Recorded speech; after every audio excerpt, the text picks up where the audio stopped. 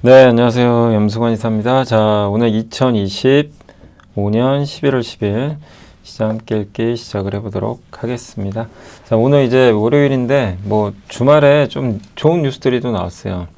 일요일 날 여러 좋은 호재들이 나왔고, 오늘 이제 상원 셧다운이 이제 해소가 됐습니다. 이제 물론 하원 통과는 남았는데, 상원에서 합의가 돼가지고, 셧다운이 아마 해소가 될 것 같아요. 그러니까 이게 호재가 나왔고 또 연기금이 우리나라 주식 비중 더 늘릴 수도 있다.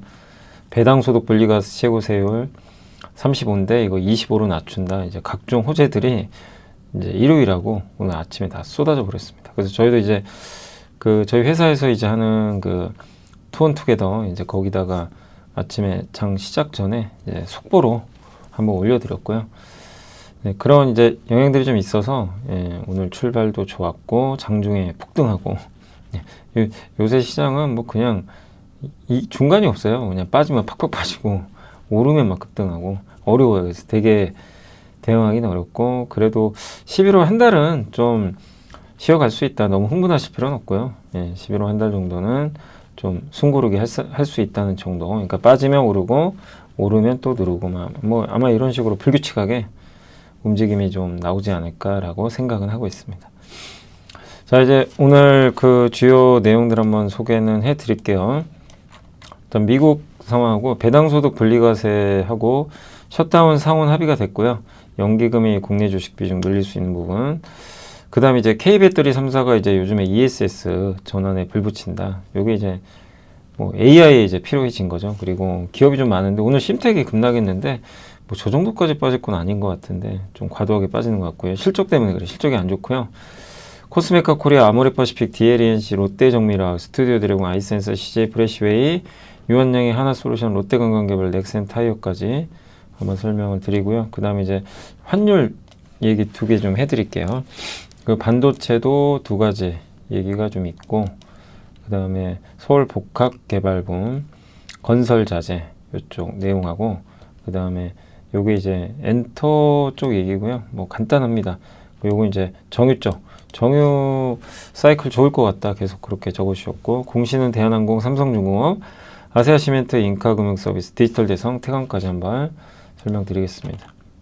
자, 나스닥이 많이 흔들렸고 그래도 줍줍은 좀 토한 것 같아요. 아무튼 미국 증시가 장중에 급락하다가 막판에 반등했습니다. 그래서 민주당 이제 당시에 장중에 상원의원 척 슈머가 셧다운 종식 우리 하기 위해서 좀 뭔가 이게 합의를 좀 보자. 그래서 새로운 제안을 발표를 했고요. 그 기대감이 낙폭을 많이 줄였습니다. 주간 기준으로 나스닥은 3% 빠졌고 4월 이후 최악의 한 주였고요. S&P 500 지수는 한때 50일 이평선 밑으로 떨어지기도 했습니다. 소비지수도 안 좋고 셧다운 때문에 고용보고서가 발표가 안 됩니다. 안 좋은 거죠. 아무튼 미국은 하락을 했고 주요 지수 장초반 셧다운 지속으로 AI 버블에 일단 급락세를 보이기도 했습니다. 근데 오후에 낙폭을 좀 줄였고 근데 이제 이때는 상원 민주당 원내대표가 제안을 했지만 이제 오늘은 새로운 제안에 대해서 통과가 됐습니다. 상원에서. 미국 증시가 워낙 많이 올랐으니까 50일 이동평균선 위에서 주가가 계속 올라간 거예요. 그러니까 피곤한 거죠. 거기다 AI 이 버블이냐 아니니 이것도 피곤한 일이고 그 다음에 경제지표도 확인도 안 되고 셧다운은 셧다운대로 되고 트럼프 지지율은 떨어지고 그러니까 이제 좀 쉬자 약간 이런 느낌이었어요. 그리고 사실 이제 지난주에 아마존이 굉장히 좋은 출발을 했다가 결국엔 이제 주 후반으로 갈수록 팔란티오도 안 좋고 이러면서 주가 많이 흔들렸는데 어쨌든 올해 많이 올랐어요. 팔란티오가 올해만 주가가 2배나 올랐고 엔비디아도 많이 올랐었고 이런 기업들을 한마디로 나빠서 판다 이거보다 차익 매물 쏟아졌다 라고 보시면 되겠습니다. 사람들은 계속 의문을 제기합니다. 세상에 그렇게 많은 돈을 쓰고 있다고? 그걸 어떻게 AI로 돈을 벌 건데 이 답을 달라 이거죠. 내년에는 4천억 달러 투자해요. 한 600조를 투자하는데 답을 내놔라. 이게 지금 시장의 목소리인데 당장 답 내놓을 수는 없어요. 시간이 걸립니다. 정부 셧다운도 계속 부담. 고용지표 발표가 안 됐고 실제 나왔으면 아마 일자리가 감소했을 거다. 이런 내용이고요. 그 다음에 미시간대 소비자 신뢰지수는 너무 안 좋습니다. 그냥 추락. 네. 2022년 중반이고 가장 낮은 수치. 셧다운이 지속되면서 좀 안 좋아지는 것 같아요. 항공사들도 이게 항공편을 감축을 해요. 왜냐하면 관제사들이 월급을 못 받으니까 무급 근무 상태라 이제 일을 못 하죠. 그래서 항공편이 무더기로 취소되는 그런 경우도 있었습니다. 아무튼 이제 FOMC에서 금리 내릴 거냐 동결할 거냐 논쟁이 뜨거운데 지금 아직까지는 인하 확률이 더 높아요. 66%로. 근데 이제 경제지표를 알아야 뭘 할 거 아닙니까? 그죠? 그게 좀 안 보여서 조금 이제 애매한 그런 좀 상황입니다. 어쨌든 아직은 그래도 금리 인하 확률은 높고 셧다운이 이제 해제가 될 가능성이 높아져서 경제지표는 나올 것 같습니다. 자, 미국도 논쟁이 심해요. 하락하면 사라, 기다려라. JP모건은 야 하락하면 빨리 사 이거고, 또 아니다 S&P 6,500까지 빠지니까 그냥 냅두자, 좀 기다리자, 이런 의견들이 엇갈리는 것 같아요. 그러니까 JP모건은 사세요 이렇게 언급을 했고, 일부 대형 기술주들이 할인된 가격에 거래된다. 이제 글렌 스미스에서 했던 얘기고, 펀드 스트랩 여기서도 11월 말이나 12월 첫 주에 매력적인 진입 시점이 온다. 그리고 다시 최고가 갈 것 같다. 그 다음에 알티미터 캐피털은 나스닥 지수가 40% 상승했다. 저점 대비. 숨고르기 할 이유를 찾고 있었는데 그게 생겼고, 거품에서 공기 좀 빼내는 과정이래요. 근데 이제 비관론자들은 S&P 500 이동평균선 6665가 시험대에 오를 수 있는 기술적 수준인데 여기서 지지 못하면 6,500까지 떨어진다. 컨커런트 자산운용은 어둠을 좋아하는 사람은 없다. 우리는 어둠 속에 있어요. 데이터를 못 보잖아요. 네. 그러니까 이거는 부정적이다. 그리고 금리 인하는 어쨌든 확률적으로는 좀 높을 것 같다. 12월 이런 전망입니다. 그리고 척슈머, 근데 요거는 이제 의미가 없죠. 뭐 지금 합의가 됐기 때문에 이거 그냥 넘어갈게요. 크게 뭐 이건 의미가 없죠. 이거 이제 당시 제가 토요일 아침에 쓴 거라. 자, 테슬라가 3.68% 급락했고 일론 머스크의 1조 달러 인센티브 승인했지만 주가가, 그러니까 일론 머스크 내가 뭘 예. 근데 어쨌든 주가는 빠져버렸고요. 이제 이벤트가 없어요. 그리고 로봇과 자율주행 사업도 장밋빛이지만 현실화가 진짜 가능하냐, 이걸 이제 반반이죠, 확률은. 네. 시장에서 좀 그렇게 보는 것 같아요. 좋게. 그러니까 저는 된다고 생각해요. 로봇과 자율주행 산업이 성공할 거로는 보는데 시간이 문제예요. 그걸 뭐 내년에 제대로 할 건지 2년 후에 할 건지 5년 후에 할 건지. 그러니까 하는 거는 가능할 것 같은데 언제쯤 이게 시점이 될지, 빨리 될지 늦게 될지가 관건인데 주가는 이미 좀 많이 반영을 해서 좀 흔들렸습니다. 엔비디아는 이제 바닥은 좀 다졌고요. 팔란티어도 장중에 급락하다 반등. 뉴스케일은 실적이 좀 안 좋습니다. 그리고 주식 공급이 좀 늘어났다는 얘기가 있고요. 테이크 투 인터랙티브, 여기가 이제 게임사인데 GTA 6라는 게임을 이제 내년 5월에 내놓기로 했는데 또 연기됐어요. 옛날에 그 펄어비스가 자꾸 붉은 사막 연기하면서 주가 폭락한 거랑 좀 비슷한 그런 좀 흐름인 것 같습니다.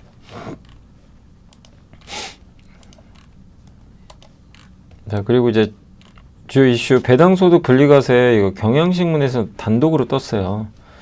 우리가 원하던 바죠. 25로 낮추자. 그러니까 오늘 갑자기 증권주랑 지주사가 날라갔죠. 오늘 그 SK가 폭발해 버렸잖아요, 위로.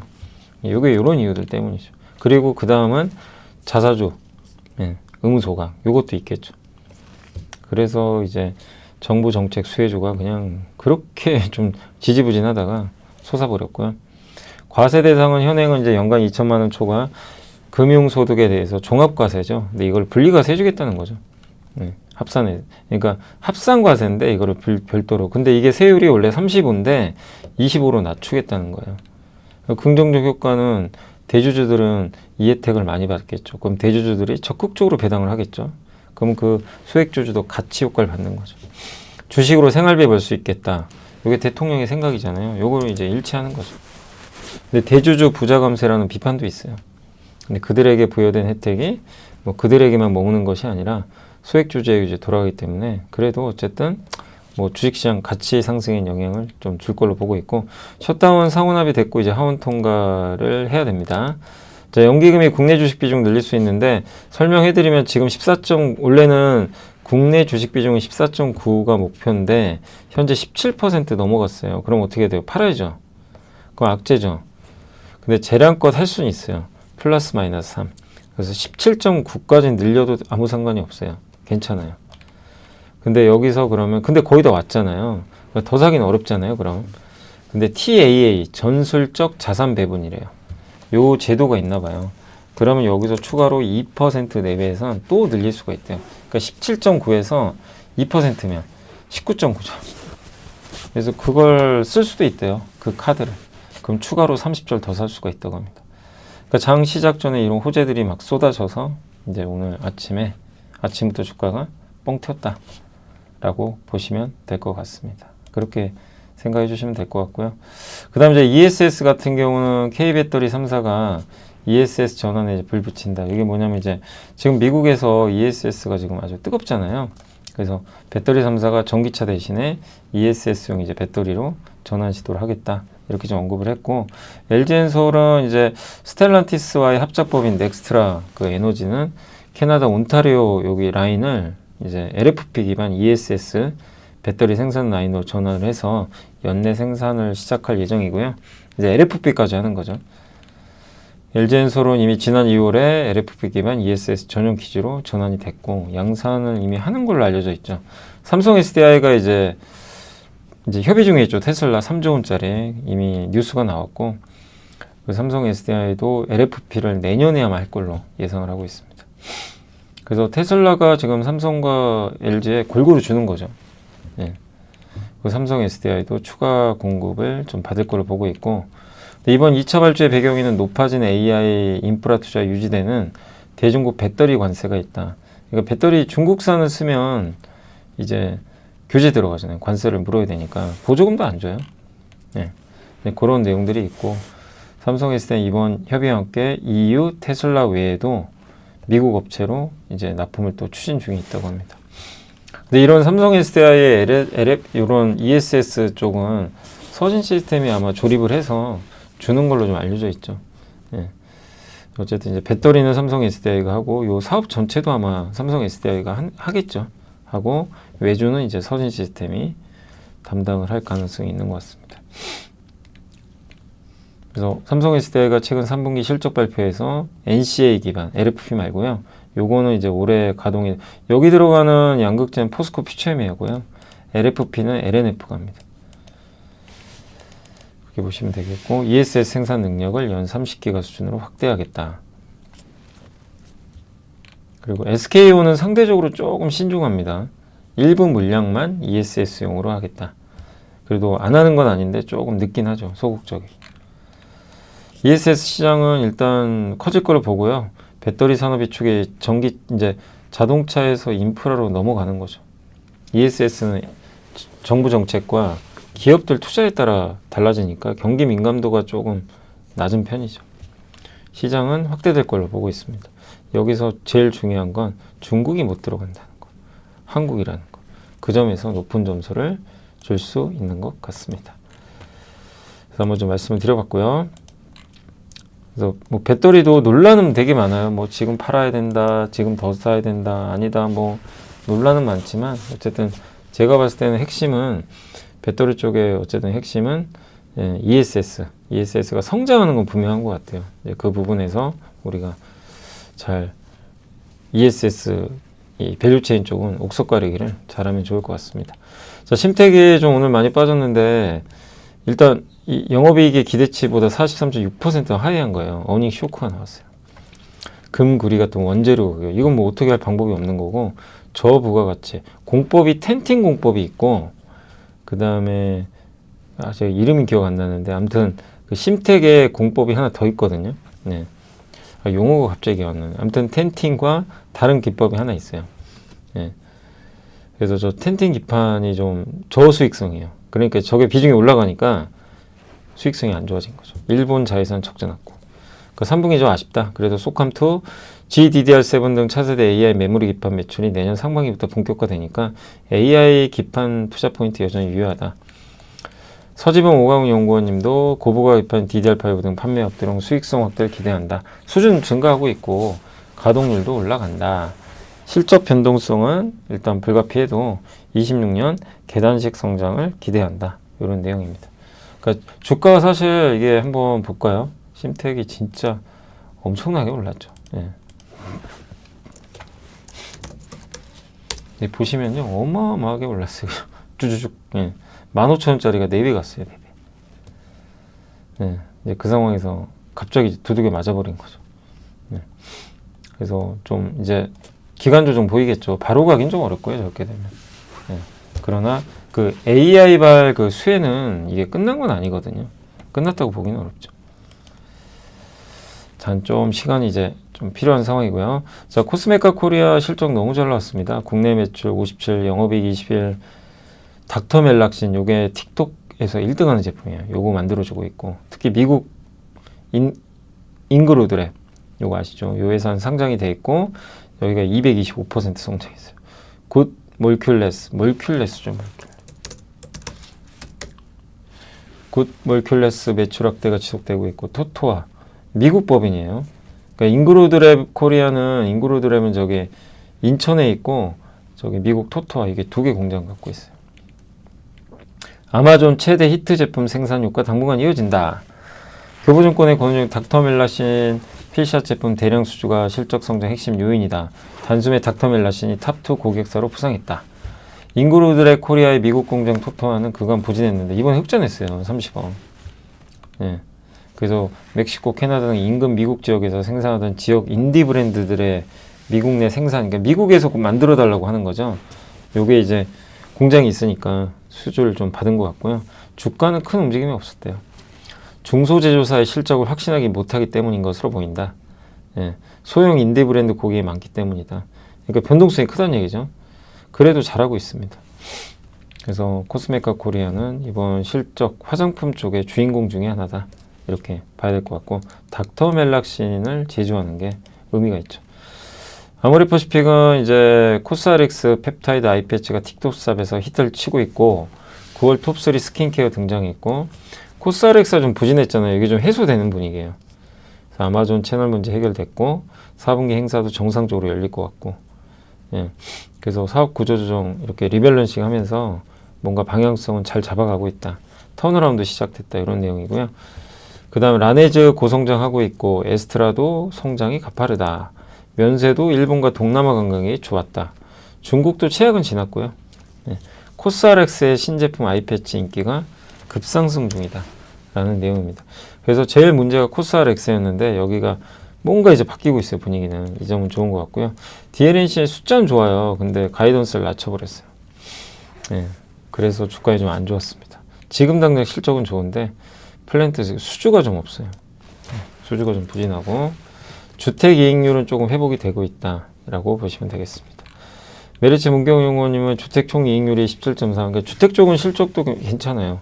원가율도 개선 중이고 다만 저 해외 플랜트 수주가 잘 안 되니까 이 부분이 조금 이제 주가에 영향을 안 좋게 주고 있는 것 같습니다.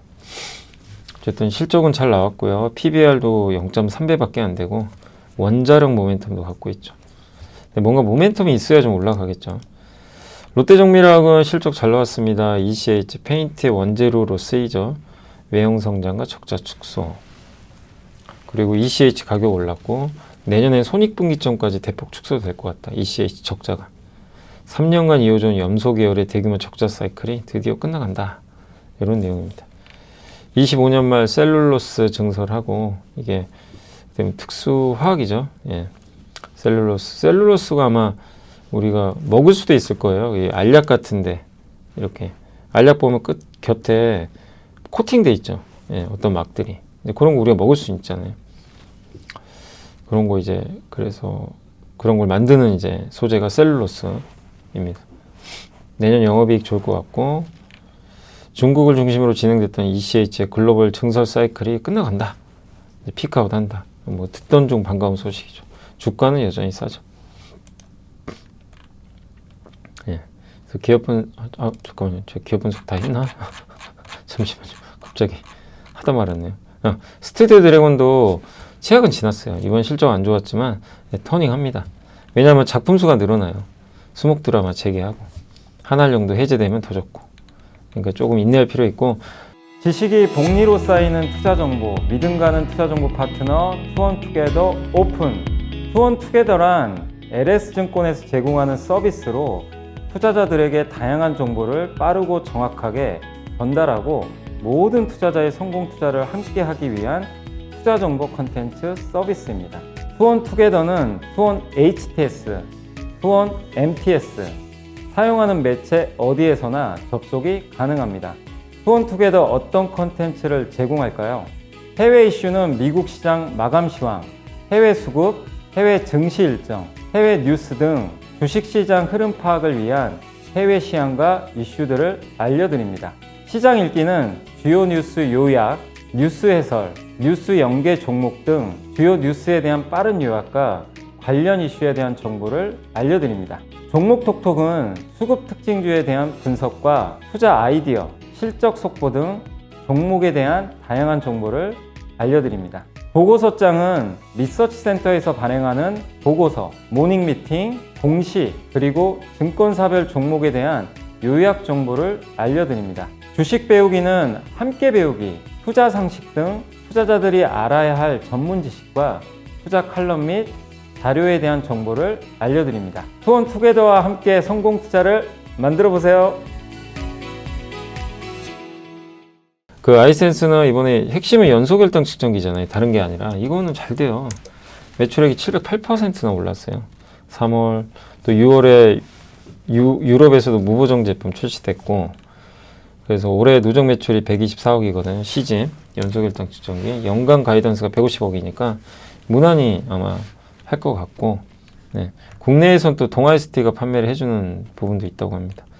그래서 무보정 기능 업그레이드, 보험 등재 확대, 입찰 성과 등을 기반으로 연소결당 측정기 매출이 가속화되고 있다. 차세대 제품인 케어센스 에어2는 27년 국내 및 유럽, 28년 미국 출시 목표로 하고 있다. 네. 그래서 요게 요 빨갛게 해놓은 18.4가 연소결당 측정기 비중이거든요. 점점 늘어나죠. 그리고 요게 분기 매출액 보면 어쨌든 이렇게 증가를 계속 해나가고 있습니다. CJ 프레시웨이는 이게 식자재 유통하고 단체급식 같은 거 하는 회사인 거 아시죠? 이런 사업을 갖고 있고, 예, 가장 큰 강점은 이들 사업부는 유기적으로 통합되어 있고, 그 다음에 원가 경쟁력, 그러니까 식자재 유통의 구매력과 물류망이 푸드 사업과 연결되어 있습니다. 물류도 있고, 거점 물류센터, 전국 단위 콜드체인도 있어요. 그러니까 식자재를 제대로 공급을 해주겠죠. 24,000개에 달하는 방대한 식자재 포트폴리오도 갖고 있습니다. 시장 지위는 국내 1위고요. 여기선 식자재 유통 부분은 중장기 성장률, 디지털 전환, 전략을 좀 다각화하고요. 예. 그리고 제조 역량 강화하고 송림푸드와 JM밥스 자회사를 통해서 자체 제조 역량을 내재할 예정이라고 합니다. 프리미엄 시장도 선동한다. 예. 그래서 고령암의 건강 중시 트렌드에 발맞춰서 병원 치료식 분야, 이게 그리팅입니다. 병원에서 이제 환자분들이나 좀 연세 있으신 분들 그리팅, 이게 먹기 이제 괜찮게 만든 식단이죠. 네. 그래서 고령화 수혜주기도 하고요. 업황 전망은 그래도 구조적으로 성장합니다. 외식 산업이 발전하고 식당의 대형화 체인은, 그러니까 여기에 식자재 유통을 많이 하겠죠. 1인 가구가 점점 늘고, 예.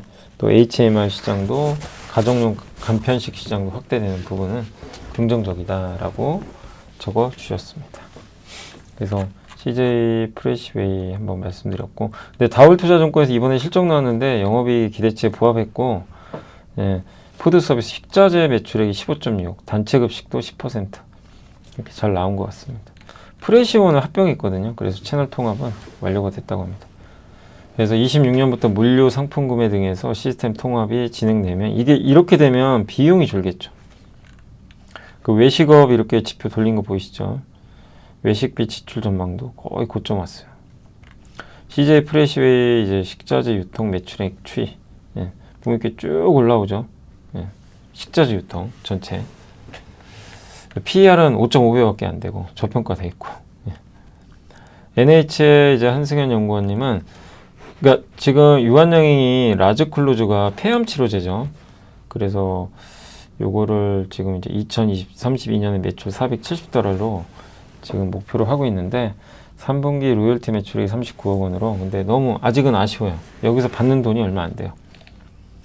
다만 이제 리브리반트 SC 미국 허가 이제 여기 정맥 주사가 아니라 피하 주사로 맞는 부분 요게 승인이 날 걸로 기대하고 있고 그 다음에 미국의 이제 선호의약품에 등재되는 거 그게 내년 1분기로 이번에 등재가 돼버렸어요. 주말에 뉴스가 나왔더라고. 호재죠. 전체 생존 데이터는 아직도 안 나왔는데 그만큼 환자들이 오래 사는 거예요. 그러니까 이것도 좋은 얘기죠. 그래서 26년엔 처방 상승 기대한다. 수익성 높은 해외 원료 매출이 큰 폭으로 증가했다. 해외 원료 매출 유한화. 2분기부터 레이저틴의 글로벌 판매와 관련된 마일스톤 제외해도 이익은 괜찮을 것 같다.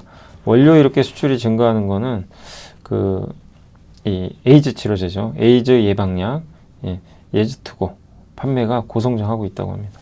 요거를 이제 아마 만들어줬겠죠. 그러니까 원료 의약품을 만드는데 주로 길리어드의 유한 화학이 납품을 하고 있고, 그래서 또 에이즈 치료제 시장이 커지면 이제 유한 화학도 같이 수혜를 받는 거죠. 그리고 올해 6월 FDA 승인 받고 올해 3분기 매출은 이제 3,900만 달러를 기록을 했습니다. 최고 매출이 이제 40억에서 50억 달러 예상되는 블록버스터. 그러니까 요게 블록버스터 의약품이 될 걸로 하고 예상하고 저걸 만들어주는 회사가 유한 화학이죠. 그래서 원료 수출 증가에도 불구하고 유한양행의 영업이익률이 여전히 국내 상위 제약사 중 가장 낮다. 그러니까 수익성이 좀 낮은 게 아쉬워요. 근데 이거를 만회하는 방법은 뭔가 이제 경영진의 수익성 개선 노력이 있어야 되는 거 아니냐. 그러니까 너무 지금 수익성이 낮은 게 좀 주가의 발목을 잡고 있다. 그래도 어쨌든 잘 나왔죠. 이게 이번에 그리고 1차 치료제로도 그 1차 선호 치료제. 그러니까 의사들이 처방을 할 때 그런데 등재가 돼 있으면 이제 그 제품부터 막 처방을 하거든요. 그래서 일단 유한 양행한테는 좀 긍정적일 수 있는 그런 부분인 것 같습니다. 하나솔루션은 실적 안 좋았죠. 주가가 좀 많이 흔들렸습니다. 근데 이게 4분기까지 좀 안 좋대요. 그러니까 지금 이제 그 하나솔루션 같은 미국 통관, 그러니까 미국에서 원재료를 수입해 오는데 그게 통관이 잘 안 되나 봐요. 지연되는 거죠. 그러면 이제 당연히 생산을 많이 못 하니까 보조금도 많이 못 받게 되고요. 그래서 본격 가동은 이제 올해 4분기부터 내년으로 연기됐다. 목표 주가 내린다. 태양광의 업황의 문제는 아니고요. 태양광은 이제 데이터 센터나 이런 쪽에 많이 이제 들어가게 되겠죠. 근데 통관 이슈가 좀 있어서 이게 어쨌든 주가에 좀 부담으로 작용을 하고 있는 것 같아요. 내년에 실적 개선세 예상하고 케미칼 부분 영업 적자가 2년 만에 최저치로 축소가 됐다. 케미칼 좋았는데 신재생 에너지 부문도 미국 주택용 에너지 사업 이익도 견조한 것은 고무적이다. 그러니까 신재생 에너지 부분에서 미국 주택용 에너지 사업 이익도 견조하대요. 모듈이죠. 핵심은 모듈인데 모듈이 업황 개선 조짐이 보이지 않고 적자 늘어나고 있다. 그래서 눈높이를 낮추자는 거예요. 그리고 매번 이런 이제 개발 자산, 태양광 발전소를 매각하고 이런 것들은 좋긴 한데 분기마다 변동성이 커서 그 부분이 조금 이제 어려운 점이고, 트럼프는 어쨌든 신재생 에너지 관련 보조금 축소 행정명령 검토를 언급하는 등 여전히 불확실성이 남아 있다. 이 같은 이제 대외적인 환경에서 최근 하나솔루션의 미국 셀 통과 지연으로 연말까지 모듈 생산 감소. 그러니까 트럼프 전 대통령의 정책도 어쨌든 태양광이 유리하지가 않고 또 하나솔루션의 미국 셀 통관 지연 이 부분이 모듈 생산 감소로 이어지고 있고, 연말 가동할 예정이었던 카터스빌 공장도 26년으로 밀렸어요. 그러니까 우리가 생각했던 스케줄보다 다 밀려버리니까 이제 좀 불편한 거죠. 그래서 주가 좀 빠진 부분도 있는 것 같습니다. 근데 내년에 중국 제재가 본격화될 것 같아요. 그러니까 인곳 웨이퍼 셀 모듈 이런 것들을 이제 중국 쪽에 대한 어떤 규제가 이루어지지 않겠냐 이렇게 좀 보고 있는 것 같아요. 그리고 인도네시아, 라오스 통해서 돌아오는 게 있거든요.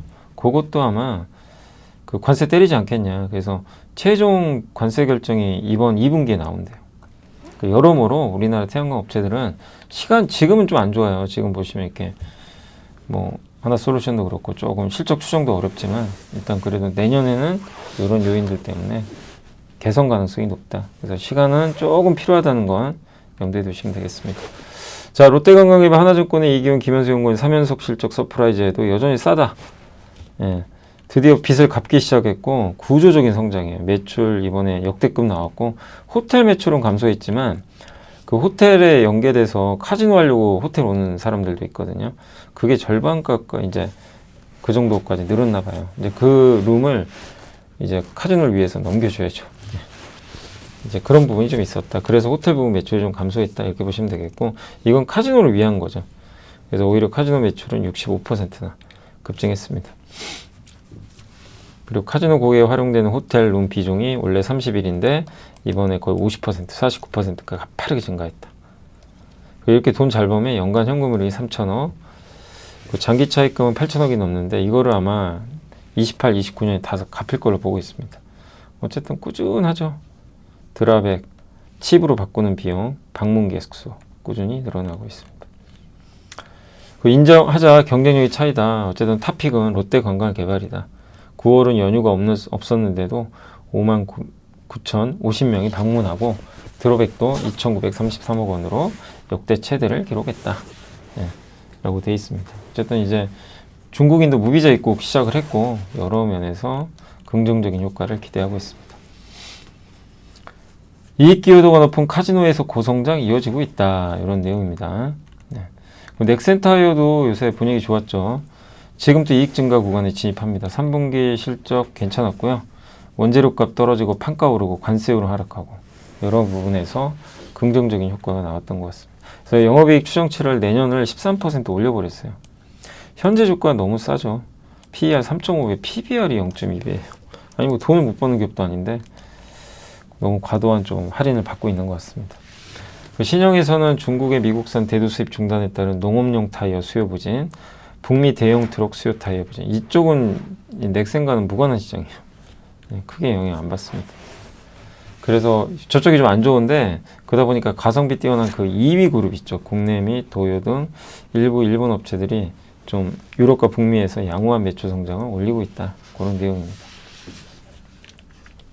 그래서 어쨌든 어려운 환경에서도 이렇게 이익 창출 능력 보여준 건 인정해야죠. 예, 대단한 거죠. 예, 롯데관광개발 이번 실적은 합격점이다 라고 말씀드리겠습니다. 아니 넥센타이어죠. 넥센타이어, 예, 넥센타이어도 괜찮았고 롯데관광개발도, 그러니까 롯데관광개발 업황은 좋고 좋은 상황이고 넥센타이어는 안 좋은 환경에서도 이익을 낸 거죠. 그러니까 그런 부분들은 긍정적인 것 같습니다. 기업이 좀 많아가지고 시간이 많이 지났네요. 자, 원화약세 장기화 리스크. 원화약세가 왜 나오냐면 달러화가 그러니까 지금 환율을 좀 이제 피드백을 종합해보면 달러는 앞으로 약해지지 않겠냐. 그 장기적인 원화 약세는 동의하는데 단기적으로는 미국과 협상을 최악을 면했으니까 원화 강세, 그러니까 환율 떨어지지 않겠냐. 아니면 원달러 환율 아니다. 계속 오른다. 뭐 이런 논란들이 있나 봐요. 근데 그 환율이 이렇게 올라간 이유는 우리나라가 돈을 더 많이 풀어요. 유동성 공급 속도. 보시면 요거 보시면 되죠. 위에 있는 게 우리 한국이고 밑에가 미국이죠. 한국이 더 빠르죠. 속도가. 돈이 더 많이 풀리는 속도가 빠른 거예요. 그러면 돈 가치가 더 떨어지죠. 그러니까 원화 가치 떨어지면 환율이 오르는 거죠. 한국의 대미국 해외 직접 투자 연간 250억 달러인데 우리가 앞으로 200억 달러를 더 줘야 돼요. 그러니까 이제 이 부분은 좀 또 달러가 나가는 거니까, 예, 그 원달러 환율 상승 요인이죠. 그죠? 예. 미국 투자, 대미국 해외 투자인데 우리가 200억 달러를 투자하는 거랑 별개로 또 투자하는 게 요만큼 되거든요. 일본화 가능성, 일본은 내수가 안 좋죠. 우리도 그렇게 되는 거 아니냐. 내수나 이런 경기가 계속 안 좋으면 결국 이제 원화 가치는 계속 일본처럼 떨어질 수밖에 없는 거죠. 그래서 주식시장은 4천을 넘었지만 자영업자나 일반 서민들의 삶은 좀 거리가 멀죠. 예. 내수가 해결돼야 된다. 그래야 원화 약세가 나오고, 그러니까 이게 내수가 해결돼야 원화 강세가 나온다는 거죠. 근데 그러지 못하면 원화가 계속 주식시장 강세랑은 무관하게 약세를 보일 수밖에 없다. 이게 장기화된다. 이런 내용입니다. 이번 주에 급격한 환율 상승, 지난주죠. 금리 상승과 증시 하락이 맞물리면서 외국인이 그걸 이제 정리하면서 자금 이탈이 좀 있었던 것 같습니다. 그리고 이제 환율 상승 정말 악재냐 이런 내용도 있는데 IM증권의 박상현 연구원님이 1460원대까지 급등하면서 환율이 0.6. 근데 이분 의견은 뭐냐면 악재 아니다. 호재래요, 오히려. 호재라고요? 그러니까 저도 좀 이게 호재인가? 좀 그런 생각이 드는데 일단 간단히 설명드릴게요. 환율 상승 요인은 달러 강세 맞죠? 셧다운 이거는 많이 저도 설명드린 내용이에요. 셧다운 때문에 돈을 정부가 뺄 수 없고 돈을 못 빼니까 시중의 유동성이 마르고 돈 필요한 사람들은 단기로 빨리 빌려야 되니까 그죠? 금리가 튀고 이랬던 거죠. 근데 그게 지금은 진정되고 있어요. 셧다운도 이제 해소되고 있죠. 그리고 외국인 자금 이탈은 이게 우리나라 나빠서가 아니라 정말 많이 올랐어요. AI 버블 논쟁도 있고, 그러니까 좀 쉬자. 이 정도면 뭐 좀 쉬었다 가도 되는 거 아니야? 이런 이제 부분이라는 거죠. 예. 그러니까 이것도 크게 우려할 상황은 아니고, 고환율은 긍정적 효과 있죠. 수출 기업들한테 당연히 좋죠. 예, 그건 뭐 있습니다. 패러다임이 변했다. 달러 강세 원화 약세는 이제는 이런 이제 뉴 노멀이죠. 그러니까 원달러 환율이 오른다고 위기가 아니에요. 옛날에는 이제 우리가 원달러 환율 오르면 이제 위기입니다. 큰일 났습니다. 이건 뭐 외환위기 오는 거 아닙니까? 막 이런 얘기 하지만 이제 아니에요. 그리고 개인 투자분들이 미국 주식 역대급으로 샀잖아요. 지난달에 68.9억 달러. 우리 돈으로 9조 원을 샀어요. 10월에만 한국 개인 투자분들이 미국 주식을. 역대 최대. 그럼 돈이 나가잖아요. 그만큼. 외국인이 우리나라에 사는 것보다 빠져나가는 돈이 더 많아요. 대미 투자, 개인 투자에 미국 주식 투자. 이거는 경제랑 무관하죠. 그죠? 예. 그래서 이 부분은 어쩔 수 없는 상황이죠. 그리고 유동성 문제도 뭐 채권 매입 통해서 뭐 해결할 수 있다. 이런 내용이 있었고. 그래서 구조적 약세 요인, 미국 예외주의와 달러의 추세적 강세. 이 부분은 어느 정도 인지를 하시죠. 네. 탈세계화 관점에서 국내 자금이 해외 투자 확대하는 거. 그리고 우리나라 대외 건전성 오히려 강화됐고 해외에 여러분이 투자하시잖아요. 그게 해외 순자산이에요. 그죠? 그러면 이것도 외환 보유고 외화 자금 측면에서 건전성이 오히려 강화됐다. 이런 느낌입니다. 원화 약세는 반도체 가격 급등과 함께 수출 기업의 가격 경쟁력을 올린다. 유가도 떨어지면 효과가 더 커진다. 일본의 슈퍼인조와 유사한 효과를 기대할 수 있다. 원화 약세는 미국의 고율 관세 부과에 따른 충격을 일부 현대차가 관세 때려도 환율이 올라가면서 이걸 좀 많이 할 수 있는 거죠. 자, 정리를 해드리면 환율이 요새 요동을 쳐서 아주 난리지만 환율 상승의 요인들이 구조적인 부분이 있는데 그 구조적인 부분들이 우리나라 경제 펀더멘털이 약해서는 아니에요. 그거보다는 이제 워낙 지금 뭐 미국에 투자를 많이 하니까 그 부분이 좀 큰 것 같습니다. 네. 개인 투자도 주식을 미국 사시고 현대차나 이제 이런 그룹들도 미국에 투자를 해야 되니까 이런 것들이 이제 반복적으로 작용하면서 원화가 좀 약해지고 있다. 이렇게 대응을 하시면 좀 좋을 것 같습니다. 그래서 이런 식의 환율 상승은 뭐 악재로 볼 수 없다는 내용입니다. 저도 이 부분엔 동의해요. 우리나라 경기가 안 좋아지고 막 뭔가 신용위기 생기고 이래서 빠지는 건 문제가 심각하거든요. 근데 그건 아닌 거죠. 자, 그리고 이제 반도체 한번 드릴게요. 수요의 포모 속에서 범용 반도체 가격 상승이 확대되고 있다. 그러니까 반도체 가격 오르는 건 다들 아시죠? 슈퍼 사이클 이미 시작이 됐고, 그리고 이렇게 서로 막 살라 그래요. 삼성, 하이닉스 반도체 좀 다 주세요. 근데 과거 산이 높으면 또 골도 깊으니까 우리 또 조심해야 되는 거 아니냐, 이런 또 얘기도 있는데, 어쨌든 지금 반도체 사이클 자체가 바뀌어버렸죠. 그리고 이런 공급 부족 사태에 대해서 뭐 삼성 하이닉스가 투자를 많이 한다거나 그러진 않을 것 같아요. 늘리긴 해도 야 이제 내가 1등 해야지 막 이러면서. 옛날에는 점유율이 중요했단 말이에요. 근데 지금은 점유율이 중요한 게 아니에요. 그 제품의 성능이 제일 중요합니다. 그러니까 뭐 완전 공급 늘려서 나 1등 해야지 이런 게 의미가 없는 거죠. 그래서 삼성전자 하이닉스 매수 전략 지속 공고하고 있고, 수요 진실성 검증. 그러니까 이 메모리 반도체는 더블 부킹 뭐냐면, 그러니까 중복해서 주문을 넣는 거예요. 그래서 제덱이란 이제 국제 표준 기준만 넘으면 사용이 가능한 범용 제품. 범용 제품 뭐예요? 누구나 쓸 수 있죠. 삼성 하이닉스 차별이 없는 거예요. 그래서 그동안 이제 고객들은 막 더블, 트리플 부킹을 일삼았어. 뭐 이것 사도 되고 저것 사도 되니까 막 좋을 땐 수요가 물밀듯이 들어오다가 그냥 갑자기 없어져요. 그래서 공급 과잉으로 망가집니다. 근데 지금은 그런 게 아니라는 거죠. 지금은 이제 미리 주문을 하죠. 미리 이제 맞춤형으로 성구매 발주, 장기 공급 계약 이런 게 이제 바뀌어 버린 거죠. 근데 만약에 이제 지출을 너무 늘리면 내후년에 생산 급증 위험도 있잖아요. 이제 그런 부분들은 좀 조심을 해야 되겠죠. 해야 되겠지만 그럼 수급이 붕괴되거든요. 적어도 올해 말까지는 그럴 가능성은 높지 않다.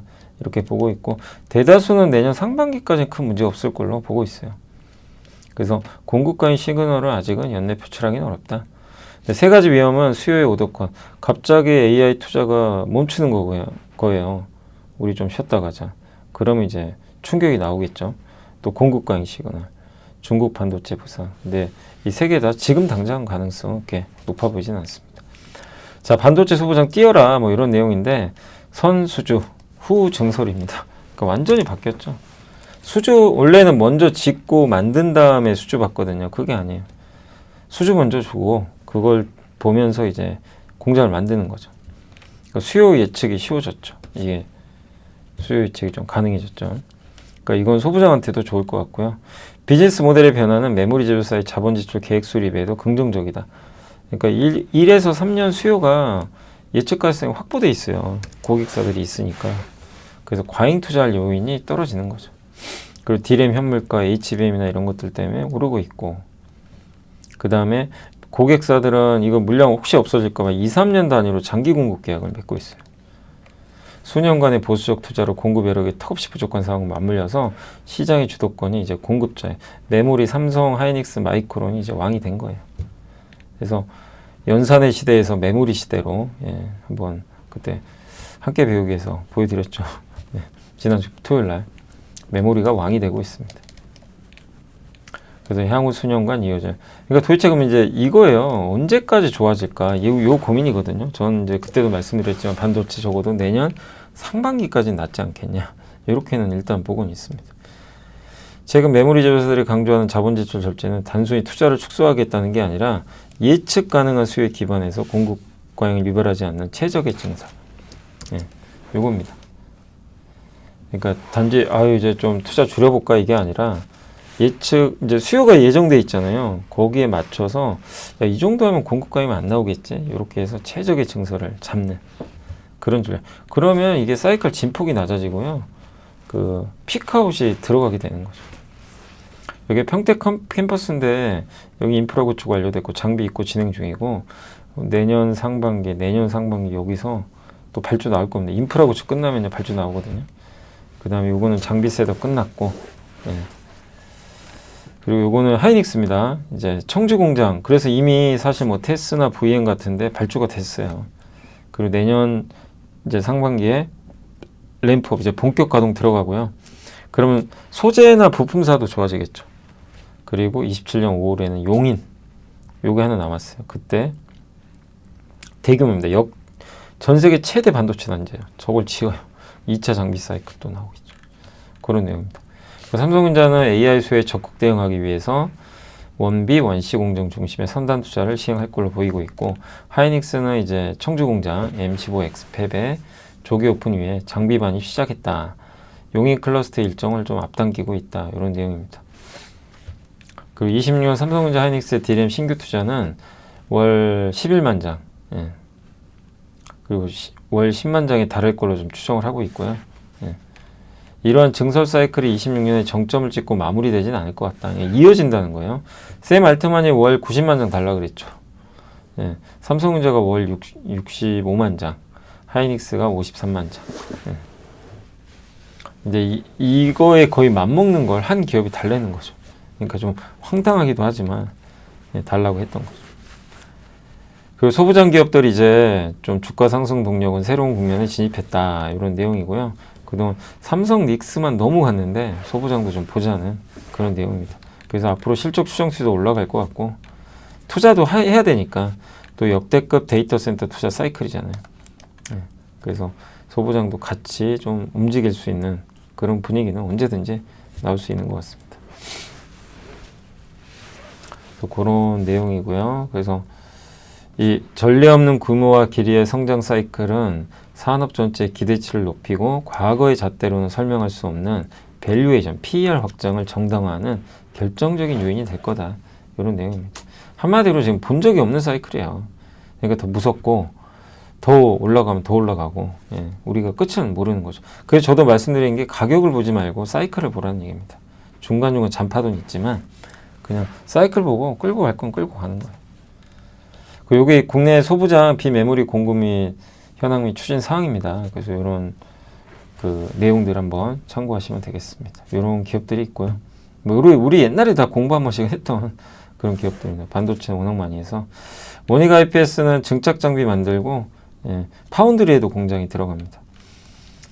목표 주가 9만 원이고요. 이오테크닉스 레이저죠. 레이저로 자르고 커팅하고 자르고 뭐 이렇게 마킹하고 그런 사업이고 주가는 목표가 33만 원. 유니셈은 스크러버, 칠러, 가스 유해 장치 없애주고 목표 주가 15,000원. 주성 엔지니어링이 좀 부진했는데 반도체 증착 장비 하이닉스에 이제 납품하는 걸로 알려져 있습니다. 그래서 목표 주가 44,000원. 솔브레인은 이제 소재 업체죠. 목표 주가 35만 원을 제시를 해주셨습니다. 그 ETF 중에 저도 한번 이게 주말에 보다 보니까 요게 그러니까 뭐 특정 ETF를 좀 얘기하긴 그렇지만 요 ETF 같은 경우는 그냥 소부장만 모아놨더라고요. 반도체 소부장만 모아놓은 ETF도 있어요.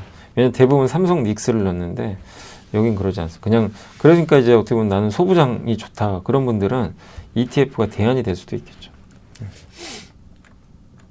그러니까 기업을 할 거냐 ETF를 할 거냐 좀 선택은 필요한 것 같습니다. 자, 그리고 이제 건설기자재 서울복합개발구 신세계 프라퍼티가 개발하는 구이동 동서울터미널 현대화 사업이 이제 서울시의 지구단위 계획 결정 고시를 대기 중에 있고 서부 T&D는 아직 허가는 안 났는데 건축 허가는 서부 트럭 터미널의 도시첨단 물류단지 개발 위한 기공식을 개최해버렸대요. 그래서 개발 본격화를 상징하는 이벤트들이다. 이런 내용입니다.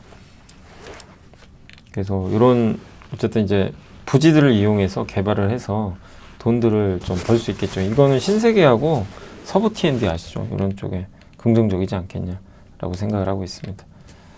허가 여부는 좀 지켜봐야 되겠고요. 건설자재 착공이 시간 응답하는 건자재. 신정부의 주택공급 정책은 기존의 인허가가 아니라 착공을 하면서 시작해요. 그러니까 인허가만 받고 냅두는 게 아니라 아예 삭까지 떠야 됩니다. 공공이 주도하고 수도권 연평균 27만 호 건설합니다. 꽤 큰 물량 맞아요. 그래서 LH 직접 시행 통한 공공택지 기반, 공공임대주택을 활용한 도시 공급 확대. 가장 긍정적인 변화는 착공 기준으로 바꿨다는 거. 인허가하고 착공까지는 시차가 워낙 큰데 이제 인허가를 없애고 착공 기준으로 이제 그 공급 목표를 변경해버린 거죠. 22, 23년 수도권 주택 인허가가 130만 호 정도 되고요. 24, 25년은 착공이 연 15만 호. 그래서 너무 차이가 심하죠. 이건 무슨 얘기냐면 허가한다고 무조건 착공하는 건 아니에요. 착공이 들어가야 진짜잖아요. 그래서 착공을 중심으로 하겠다. 이건 괜찮은 대응이죠. 그래서 어쨌든 착공 기준으로 바라보겠다는 이제 의지가 있고, 그 다음에 수도권의 연평균 27만 호 착공. 최근 2년간 연평균 수도권 착공 물량이 18호니까 많이 건설하는 거죠. 그래서 이번 정책으로 공급될 주택은 3기 신도시에 집중될 것 같고, 3기 신도시는 1, 2기 신도시에 비해 서울 도심과 거리가 멀어서 입지 경쟁력 확보를 위한 교통 인프라 인축이 좀 중요하다고 합니다. 요게 아마 수도권 요게 3기 신도시 파란색일 거예요. 여기가. GTX가 필요한 거죠. 빨리 해야 되니까 이동 수단이 있어야 되겠죠.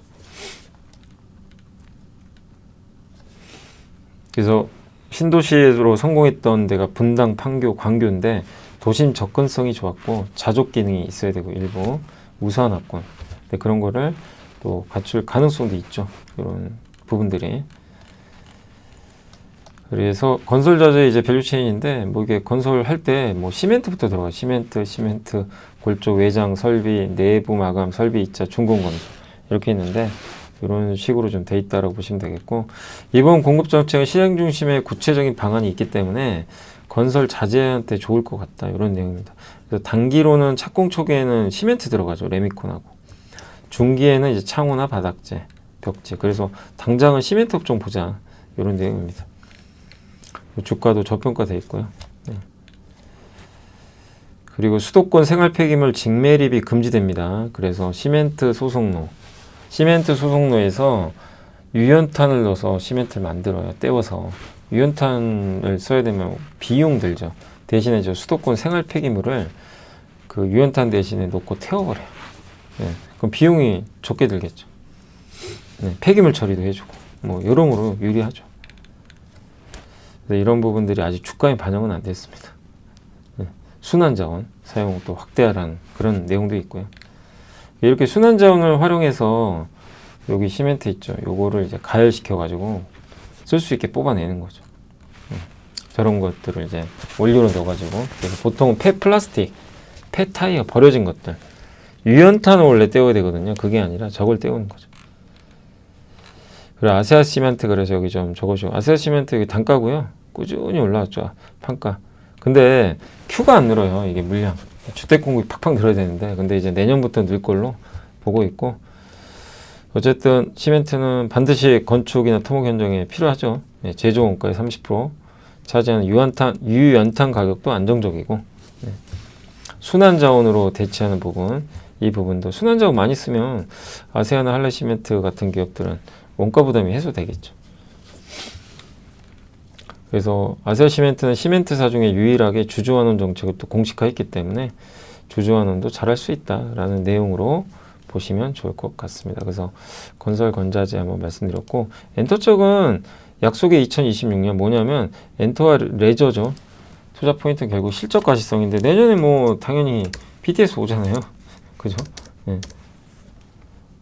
오니까 뭐 엔터 좋을 것 같고, 하이브, BTS 컴백, 캐치아이런 신인그룹 잘하고 있고, 레저는 아까 롯데관광이 잘하고 있죠.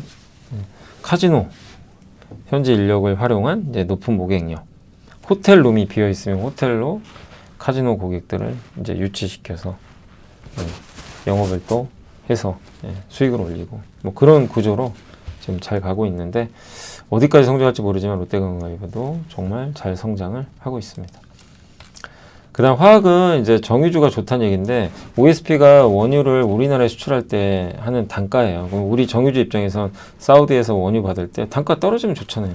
그죠? 그거입니다. 그거. 미국 셰일가스 붐에 따른 미국 공급 증가 구간이 2014, 2015년 그때 당시에 셰일가스 엄청 개발했죠.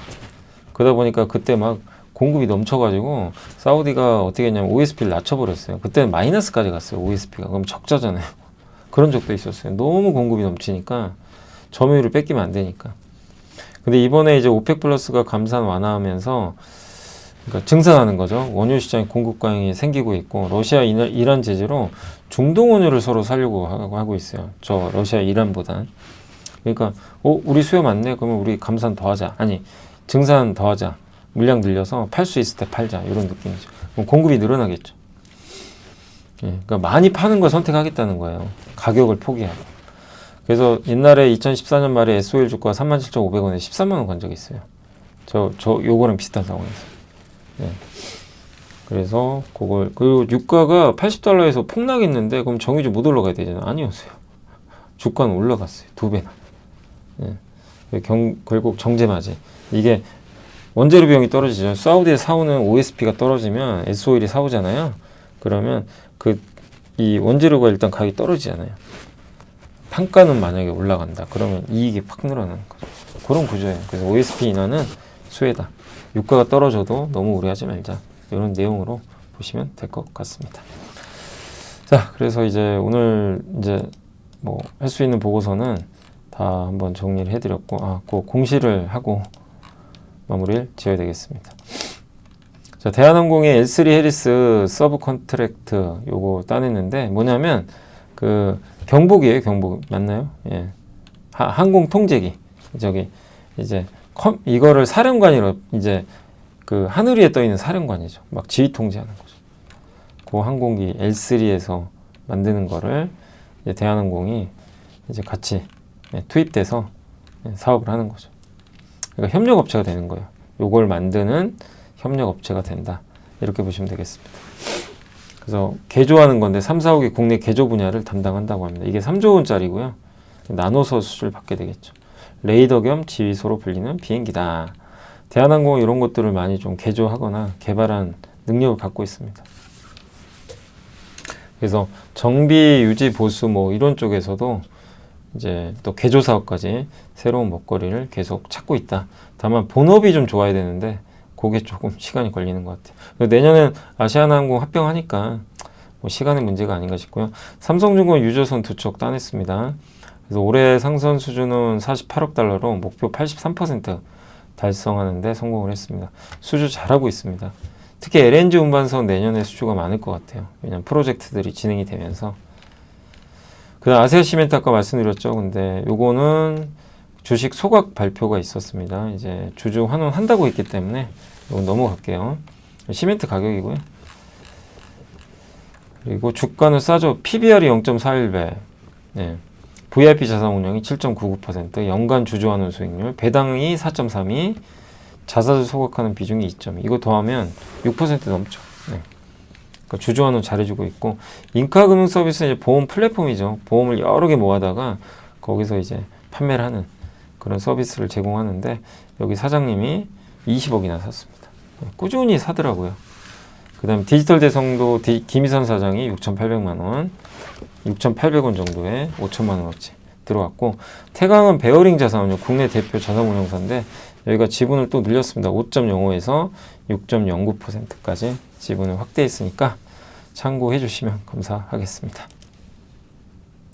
자, 이제 시장이 끝났고요. 그 삼성전자 오늘 이제 하이닉스가 많이 올랐죠. 2.76%, 4.3%. 그리고 하나 에어로스페이스. 뭐 지금 시총 상위 기업들은요, 뭐 카카오 좀 제외하면 어쨌든 대부분 올랐습니다. 특히 SK, HD 현대가 많이 올라버렸고요. 예. 그 다음에 LS 일렉트릭 8%. 하이브는 좀 영업 적자가 나온 것 같더라고요. 근데 내일 실적은 이게 일회성이 좀 있어요. 그래서 한번 봐야 될 것 같고요. 그리고 이수페타시스. 근데 APR은 요새 좀 분위기가 좋지 않습니다. 실적 좋았는데도 계속 좀 빠지고 있고, 한국타이어가 무려 18%. 그렇게 안 갔죠. 네, 타이어주들 오늘 분위기 좋습니다. 그 다음에 이제 시총 상위 기업 중에서 코스닥은 에코프로비엠, HLB가 선전했지만, 뭐 알테오젠과 펩트론 좀 빠져, 바이오 일부 빠졌어요.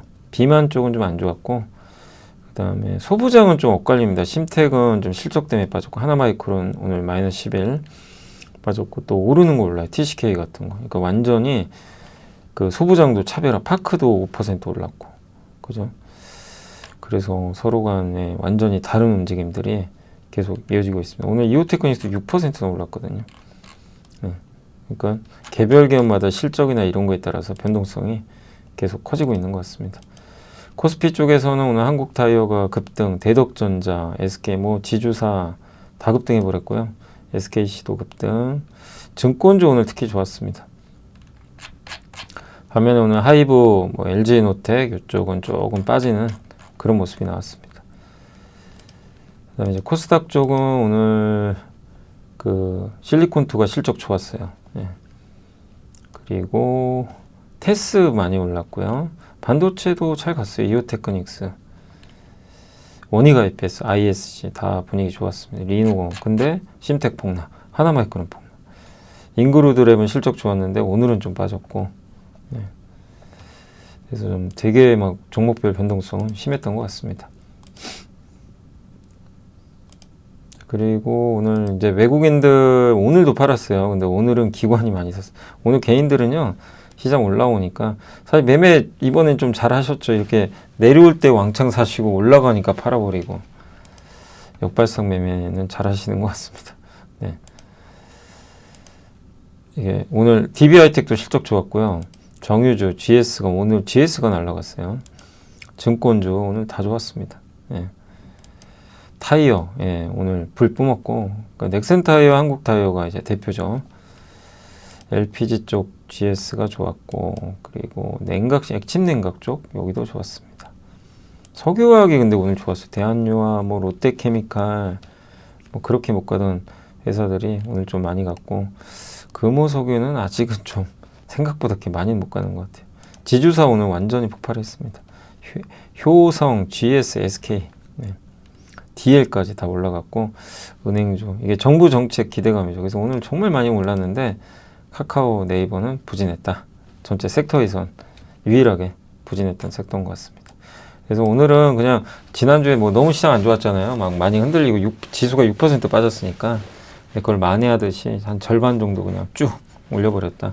그래서 계속 시장은 뭐 이게 제가 이렇게 시장 보니까 어쨌든 여기서 뭐 위를 연다 이런 거보다도 왔다 갔다 할 것 같아요. 좀 올랐다 내렸다 올랐다 내렸다 이런 것들이 좀 반복될 것 같아서 그점 염두에 두시면서 여유 가지고 너무 오를 때 추격하지 마시고 11호 한 달 뭐 왔다 갔다 하면서 아마 좀 숨고르기 할 가능성도 있으니까 예.